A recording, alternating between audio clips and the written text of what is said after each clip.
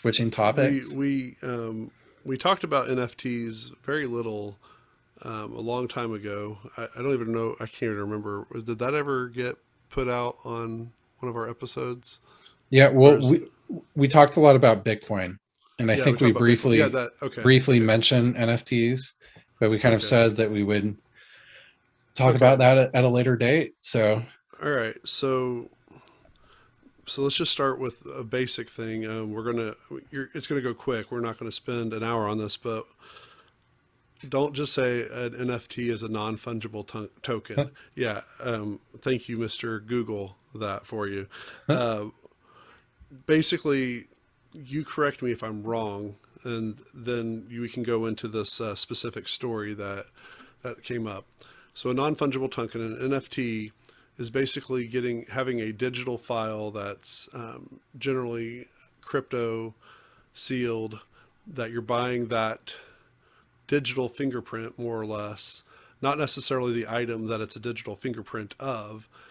And the idea is that in a sense you're an owner of an original fingerprint based on whatever the limit is of whoever is selling it. I'm personally not a huge fan of NFTs from what I can see, though. Those people who have made a lot of money off of it, good for you. I'm not at all crapping on your business. I'm especially artists, lower down artists. I'm very happy that people are buying art or fingerprints of art. That is awesome. But is my description fairly accurate? yeah, so it's kind of like proven ownership for something on the blockchain. So it uses the blockchain to basically, All these big words. yeah, blockchain is kind of like the stuff that backs um, Bitcoin and stuff like that. I think a lot of NFTs are minted on Ethereum, the Ethereum blockchain, and it's it's just kind of interesting. I think whenever you see a market go from a couple million to billions and billions overnight, there's a lot of uh, questions about scammers, and that Mm-hmm. really brings back reminiscences or uh, brings me back to the days talking about Tulip Mania back and bubbles, Yeah. That's definitely that's a good reference. I'm just going to say this right now, and I'm assuming Matt is not going to edit this out. If you want a more lasting impact with your money, to feel some kind of ownership in a way that you're really connecting with who your target group is, save your money for the NFT and invest in the new next with Matt Jensen and Mike McVeigh, because we will definitely mention you. We will if your company doesn't suck. I mean, if it sucks, I'm sorry, we're not going to take your money. We're privately owned. But if your business doesn't suck and you want to sponsor us, we would be glad to take your money and also put why you don't suck. and mint it on the And blockchain. yeah, and people will actually see the effect of your money. Whereas you buy an NFT, and the best thing you can do is like, yeah, if I gave you this really long code, you could look it up on this website that will take 30 minutes because I don't have good internet because I wasted all my money on a. Anyway, all right. So NFTs. So if you would like to sponsor us, we are always willing to take on sponsors that don't suck, and there is a caveat for that, as long as you don't suck. But apparently, some NFTs on a this can't be right. I'm sure I'm reading this wrong, but there's some NFTs that have been hacked and stolen. And is it the Board Ape whole? Yacht Club. So Yeah, okay, I did read that right. Board Ape Yacht Club, $10 million. I think So it is was it the whole actually purpose of NFT? 14, almost $14 million Okay, in okay, Board but Apes. no, but that's not the issue. Isn't the whole purpose of having an NFT is that it basically can't get stolen, Yeah, let alone hacked? well, I mean, there's a lot of, it's like everything that's disruptive, there's going to be lots of issues with it. Really sucks to be the one that got your stuff hacked. Yeah, and But I'm not shaming the people who got hacked. I mean, that sucks. No matter what kind of product that you wasted your money on, but still, I mean, if someone stole my like dog bowl, I'd be pretty pissed about it. But I'm not gonna. But it's $5, you know. yeah. So I personally kind of like look at NFTs. There's the stuff that's not really backed at anything with anything, and I'm really struggling to understand the value behind that. Where it gets interesting is where, for instance, like if an artist sells it and they're able to essentially get a percentage of the sale as original issuer every single time that's sold down the line, and it's really tied to a piece of art or something else. Like I think that's pretty interesting, because there's a reason even the most famous artists in the world are usually starving, because Right. they sell it to a auction house or a dealer, and the dealer markets it up and basically Yeah. gets all the profit. So And again, I want to reiterate, art. If you're supporting artists, especially ones who are experimental and stuff, which NFTs have done a lot for. So I'm not ripping all NFTs, just the stupid, sucky ones. The ones for artists, I'm all about supporting local art, even non-local art, transatlantic art. I'm good for that too. In fact, if you want to buy art from me, I will be glad to put it in my closet. But no, I'll hang it up somewhere. So again, I'm not at all talking about artists. Artists, we want to support artists because we need art in the world. So what is the Bored Ape Yacht Club?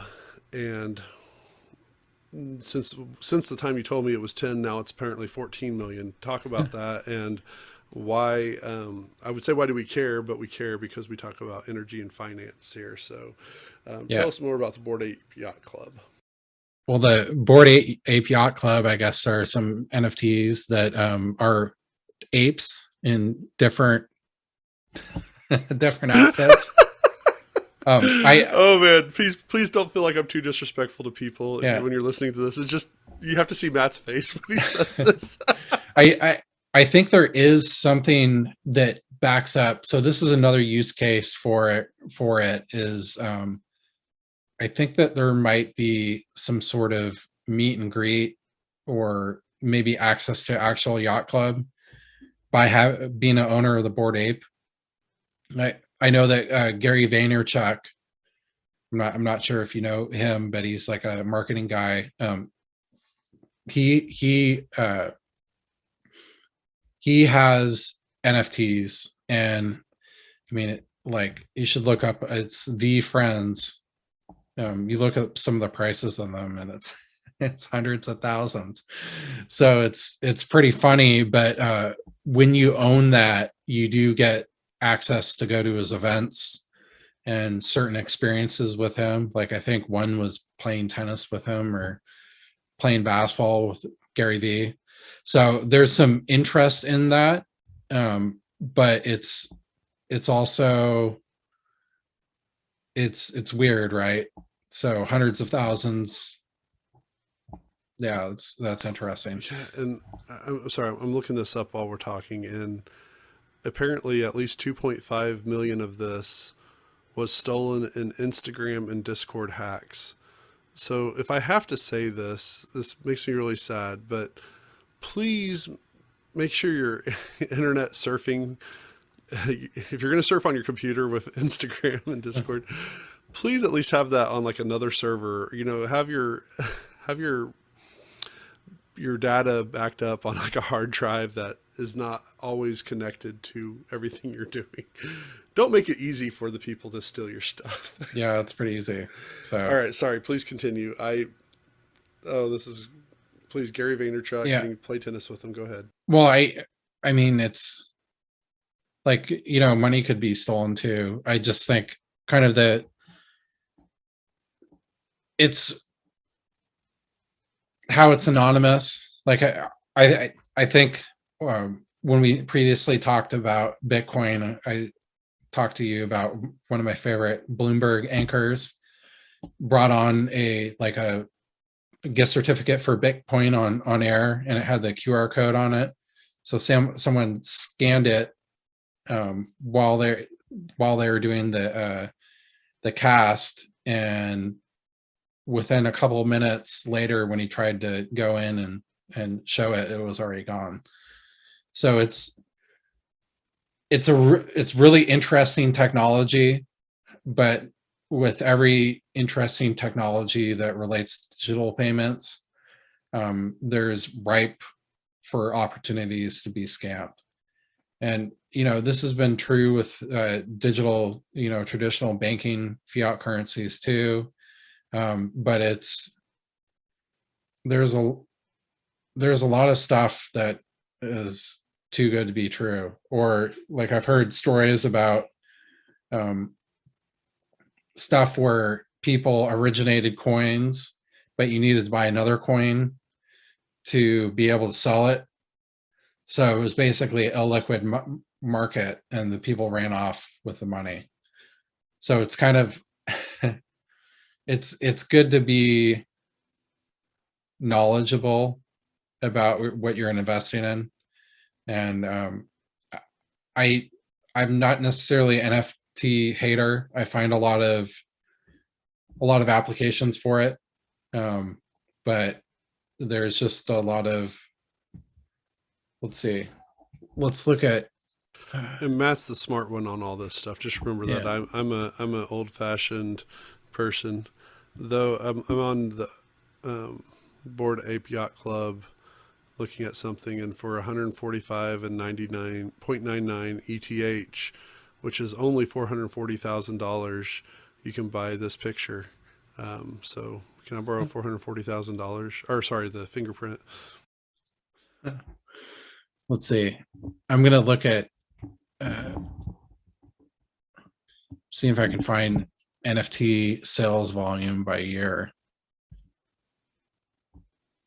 So that's, I know that this has really gone down year over year.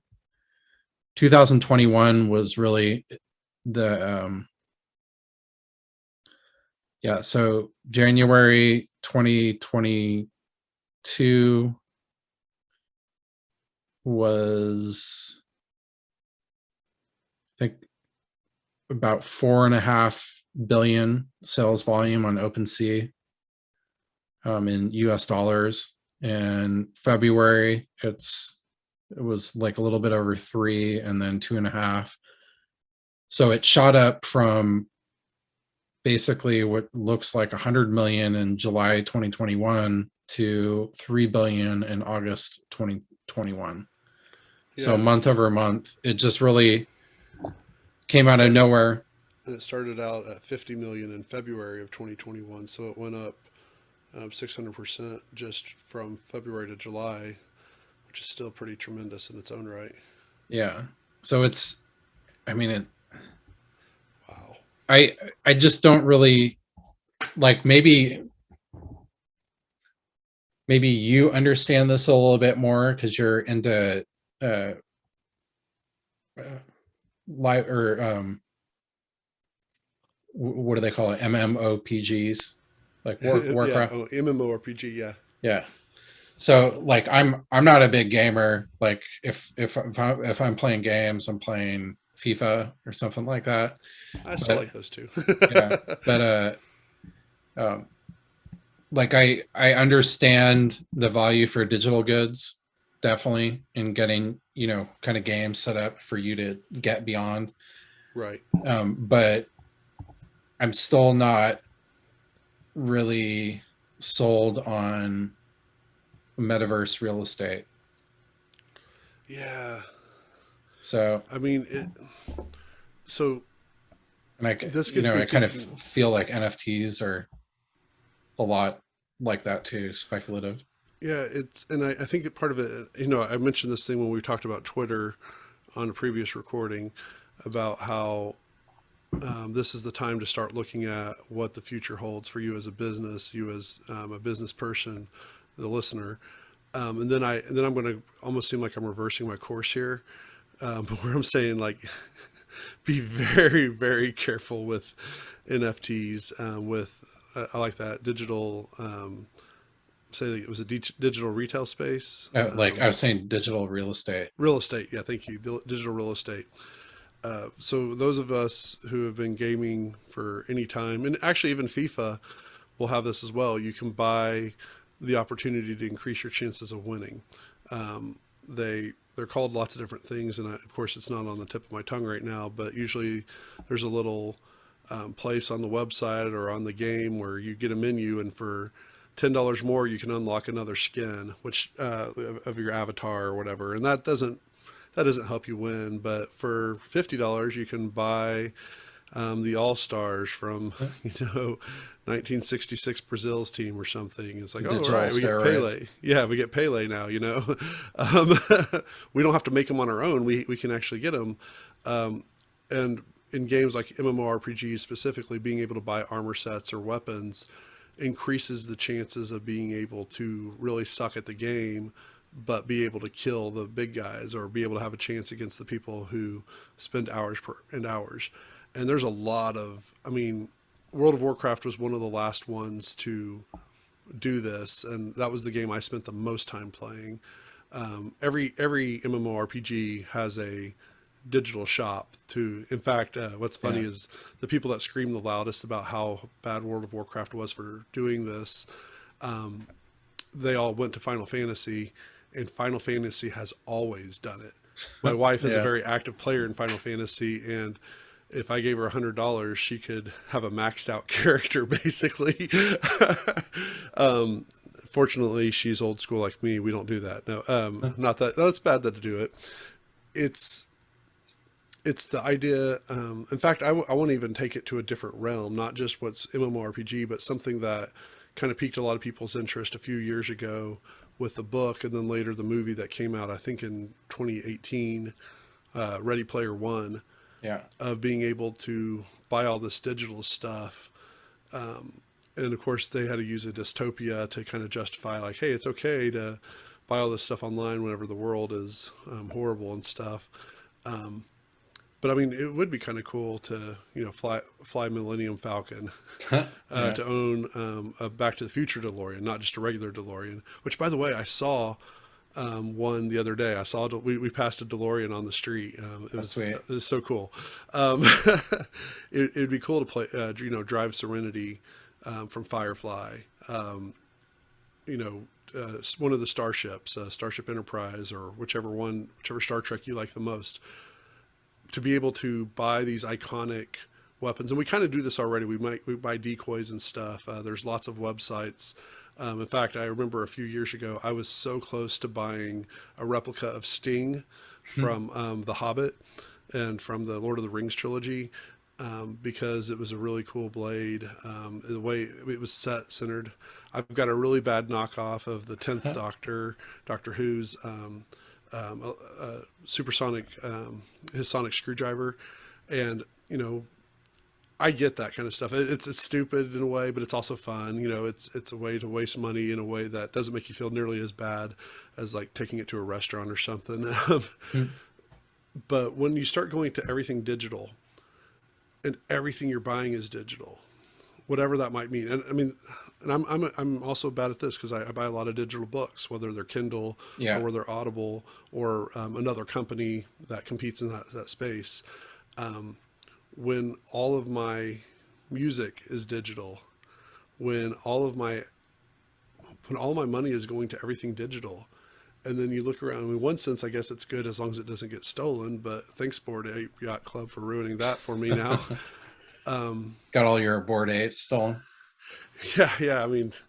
That has to hit pretty hard. There's something that's lost. I'm not going to say it's wrong, because I don't think it's wrong, but there's something that's lost when everything is going to a platform based thing, the digital real estate, so to speak. And there's some extreme stuff already being sold. And I know I'm like, hey, Elon Musk, Twitter, go and figure out how to move your business. But when it comes to buying digital, like, Well, it's cool, but it's like I kind of feel like it would be cool to hang out with your friends in a Hmm. digital space, Right, like you do when you're playing video games with someone, right? Talking on the headsets. right. But for me, it would be a lot cooler to be with them in person, Yeah. experiencing each other. So I And we're in a weird spot right now because, I mean, we're on the last legs of the pandemic, hopefully, but that's brought out a lot of more space because even what we're doing right now, we're recording right now over Zoom. yeah, And companies like Zoom have made a killing, one, but two, it's allowed us to still be together if one of us happen to be infected or highly contagious of being sick, period, let alone COVID. you're just busy. Um, and now all the digital watch parties where you can all watch on Netflix or Disney Plus, you can watch the same TV show or movie but still be in the comfort of your own home. And I'm like, yeah, I mean, that's cool. And especially if young kids, which you're getting to deal with right now, that's awesome. I mean, it really is kind of a cool thing. But there's something about going to the theater and actually watching a movie. There's something about going to a sports game Yeah, live, not just watching it on TV. um, experiencing all that shared energy together. yeah. And I'm completely amazed at what technology is able to do. OU, University of Oklahoma, has a place where people can come and basically play around with some VR stuff, virtual reality stuff, and very awesome. I mean, it's free. Basically, you just sign up and wait your turn. There's some really cool stuff with. I know I'm saying this like this was yesterday, even though this has been a few years and it's much more advanced even since last time I went. But with oh goodness, I can't the 3D printing, just Yeah, the way that 3D printing has really launched and stuff. And that's pretty OU rad. has a pretty cool thing where as long as you bring the materials, you can use their equipment for free.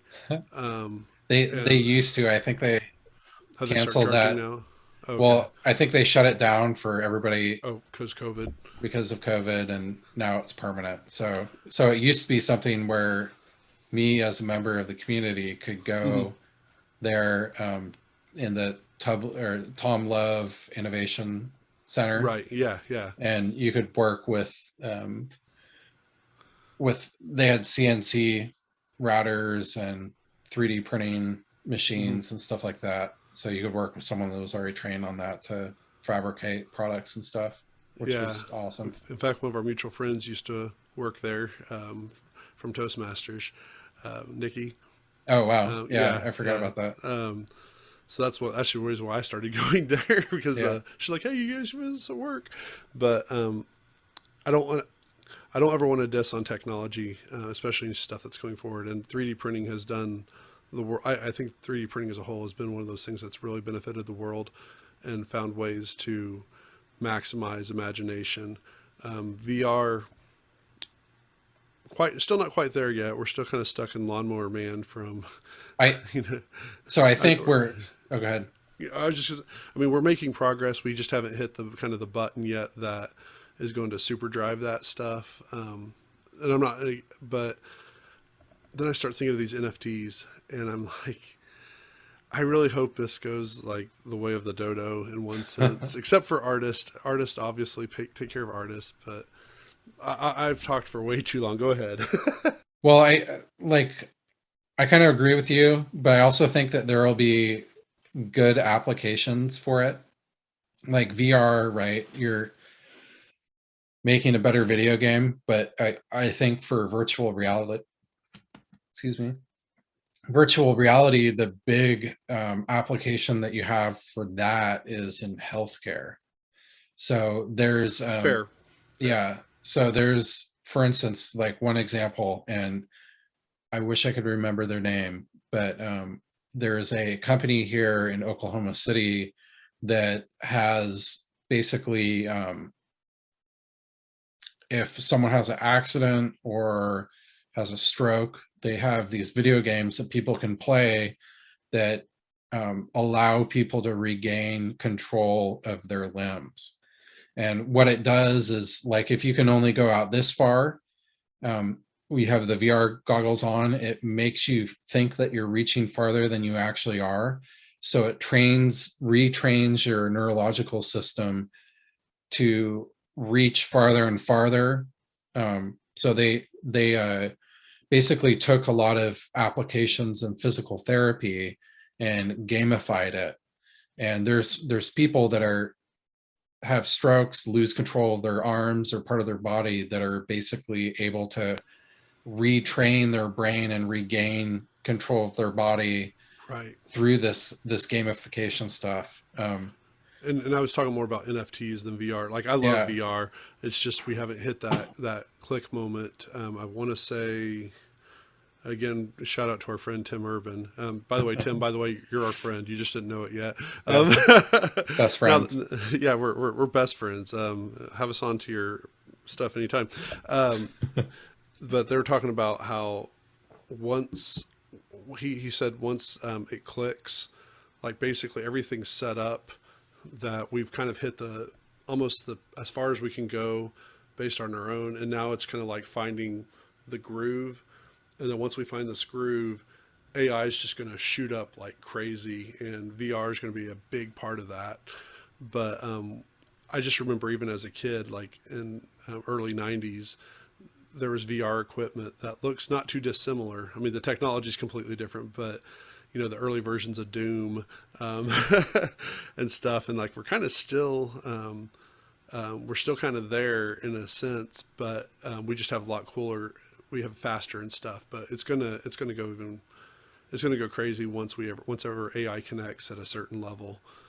Yeah. Um, Well, it'll make NFTs look a lot less scary at that point. yeah, you kind of like so I think technology really, with kind of the gamification stuff, you really see that in military applications where drones and stuff like that. It's so Christy's dad, before he passed, worked for Northrop Grumman, and he would train um, basically military leadership on military strategy, war strategy, and simulations. So they're basically playing computer games, right, to learn how you implement stuff in the fields. But when you're controlling drones, for instance, you're basically doing the exact same thing that you are in um, Call of Duty, right? Yeah. Did we talk about this before about the movie Toys? I don't think so. Okay, so Toys, I think it was a 1991, 1992 movie with Robin Williams, Joan Cusack. Uh, I've never uh, seen it. oh goodness, what was the rapper's name? LL Cool J. Oh yeah, Um, I love LL. and the way they advertised it was that there was going to be this comedy because it's Robin Williams and Joan Cusack. I mean, yeah, Yeah, it's got to be a comedy, and it's actually this really, really heart wrenching drama that's quirky as anything.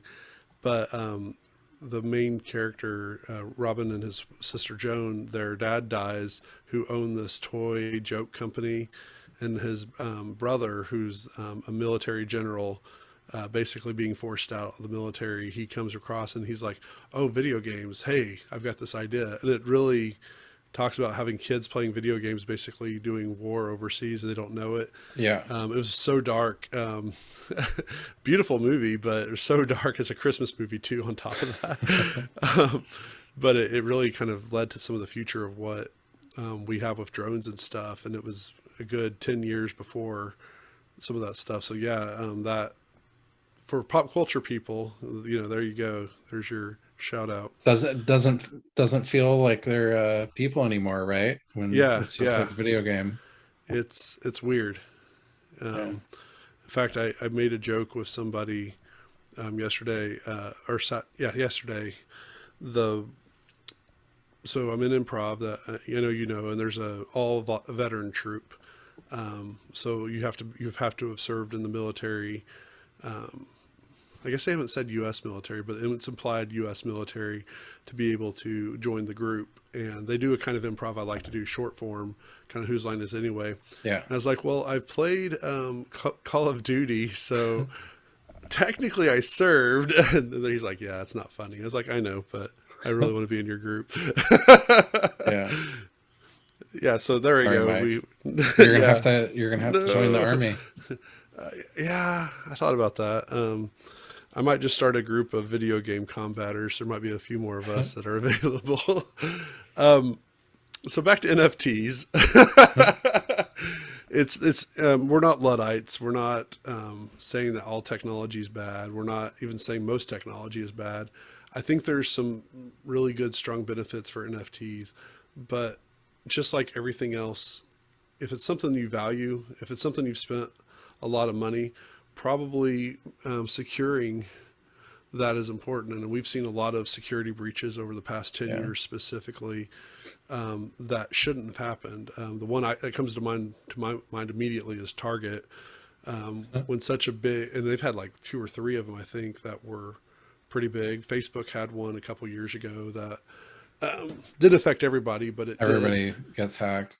Yeah. So just remember, everything is hackable. Everything is able to be stolen. Yeah. It's not protected just because you spent more money on it or because it's crypto locked.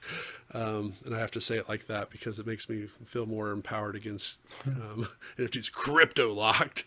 No one ever says that except me. But, Well, it's just interesting. Like you have to be careful online, and like I briefly read about this, but can't remember the labs company that issued the Bored Ape Yacht Club. But I think their Instagram was hacked, mhm. and they said that there was going to be a new issuance of Bored Apes, and when people clicked on that, then it downloaded malware.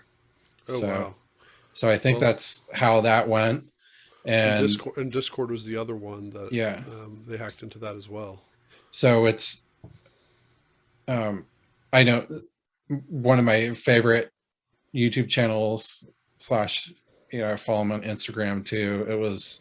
It's a great art explained in 15 minutes. Hmm. Check it out. But they do like they yeah, check it out. So Yeah, I'm not they checking it out right now for in the middle of the instance interview. for instance they would have like a 15-minute thing on the Mona Lisa, and it's really well done. The guy James that does it is really good at it. So if you like art, you should check it out.